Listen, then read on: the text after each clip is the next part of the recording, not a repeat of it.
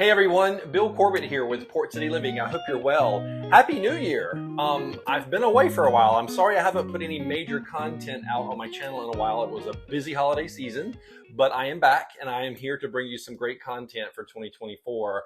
For those of you who do not know me, I am a real estate agent and I serve the Greater Wilmington, North Carolina area. I help families buy and sell real estate all the time, and my channel is all about what it's like to live here in this part of North Carolina. I am a native of the area and I love educating and informing people of what it's like to live here. So for the very first video of 2024, I thought I would do something about iconic / significant structures in historic downtown Wilmington.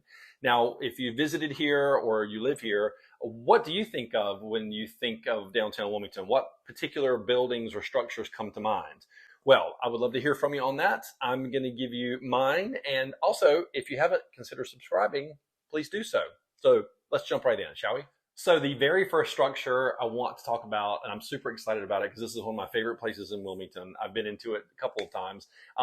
This is a structure, home, that was built in 1859. It sits at 503 Market Street. It's on the corner of Market and 5th in Keenan Plaza, where the big fountain is.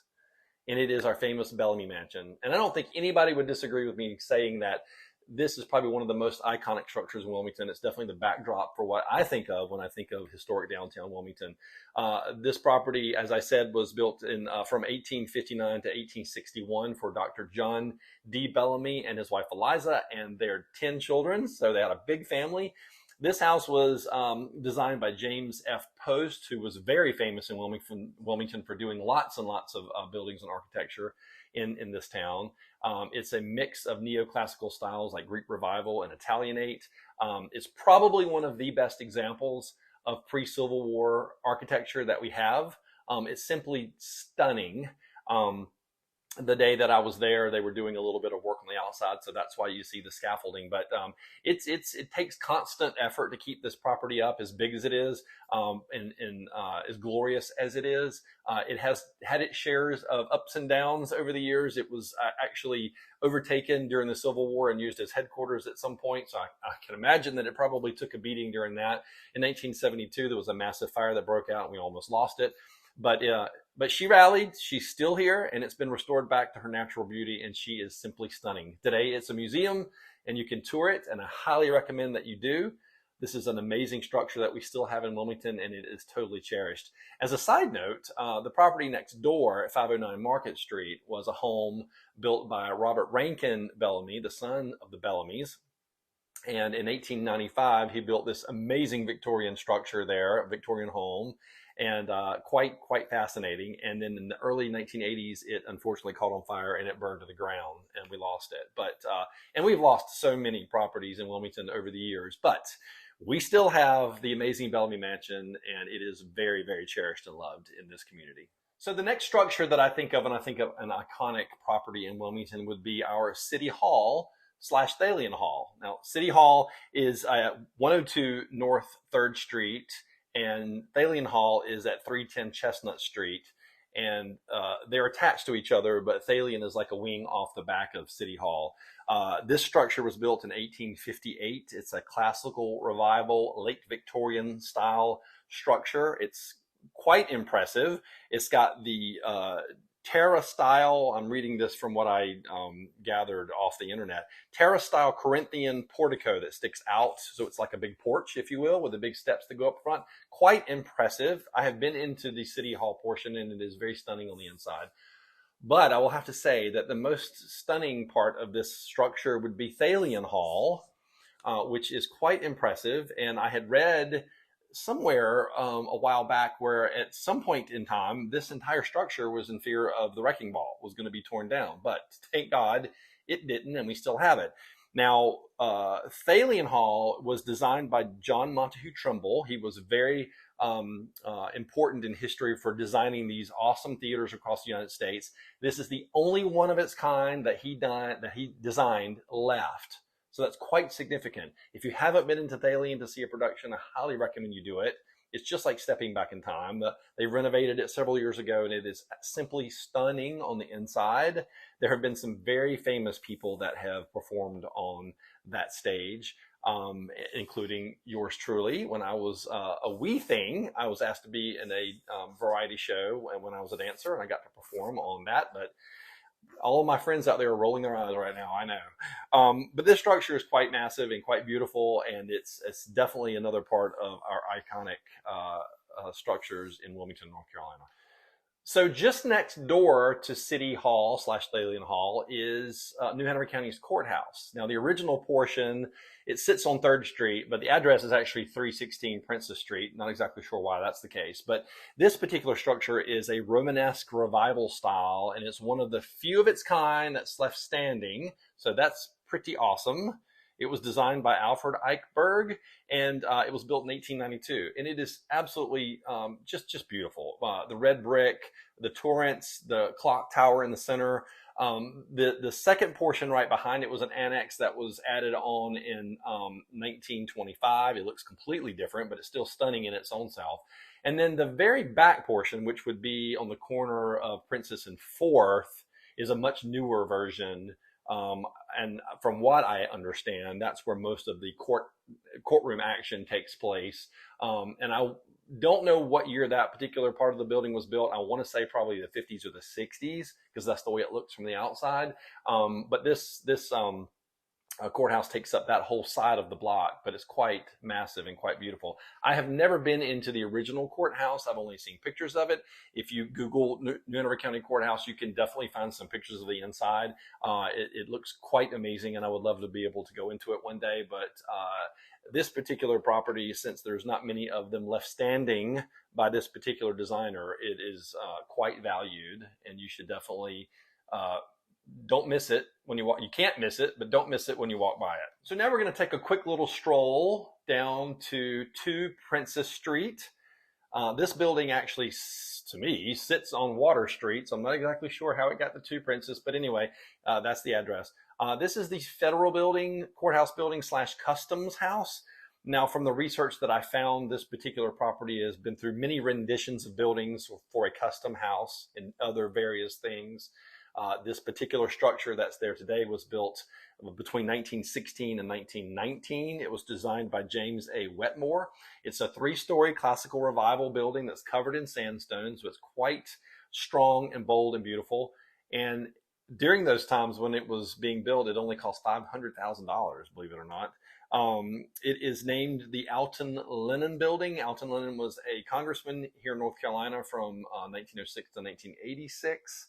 And it was named for him in 1976. But it's a great building. It's one of those buildings where you think you know what it is, but you don't know what it is. And if anybody out there knows really what people do inside, then maybe you can elaborate and help us all out, because I'm not real sure.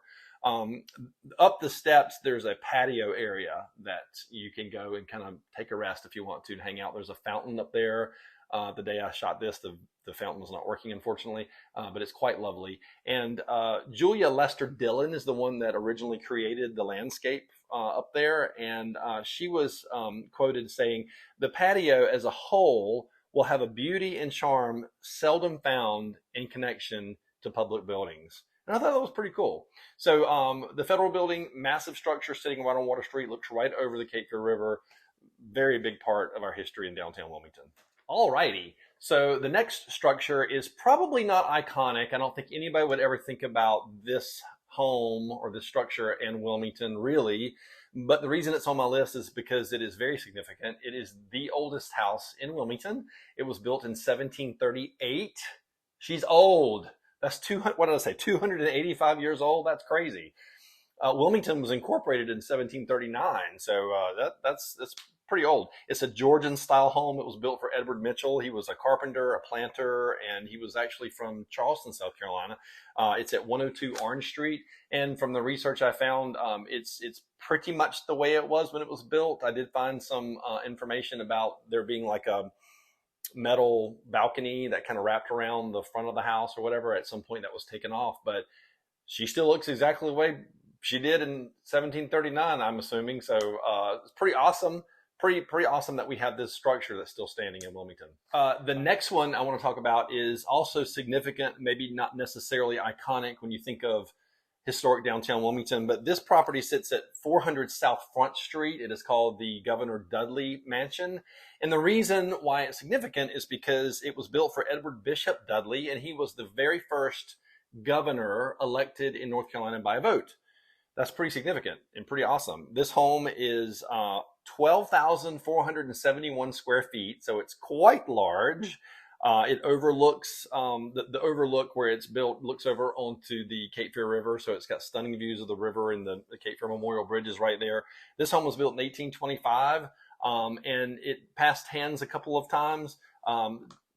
Two famous families lived in it. The James Front family lived in it at one point, and then Pembroke and Sadie Jones actually owned it at one point. And if you're not familiar with them, then you will be, because I'm going to do a whole video about them. Their whole story is very interesting. They owned Airlie Gardens and the land that Landfall over at Wrightsville Beach is built on. So quite fascinating. We're going to talk about that later.